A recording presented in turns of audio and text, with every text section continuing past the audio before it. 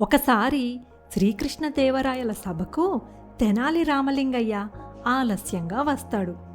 ఏమిటి రామలింగ, సభకు ఇంత ఆలస్యంగా వచ్చావేం అని అడుగుతారు రాయలవారు. ఏం చెప్పమంటారు ప్రభు, మా అబ్బాయి మారం చేస్తుంటే సముదాయించి వచ్చేసరికి ఇంత ఆలస్యం అయ్యింది అని అంటాడు రామలింగడు. చిన్నపిల్లల్ని సముదాయించడం కూడా కష్టమైన పనేనా? ఏదో ఒక సాకు చెప్పడానికి పిల్లాడి వంక చెబుతున్నావా అని అంటారు రాయలవారు. లేదు ప్రభు, పిల్లలు ఒక పట్టాన చెప్పింది వినరు, వద్దన్నదే కావాలంటారు. వారికి నచ్చ చెప్పాలంటే మన తరం కాదు ప్రభు అని అంటాడు రామలింగడు.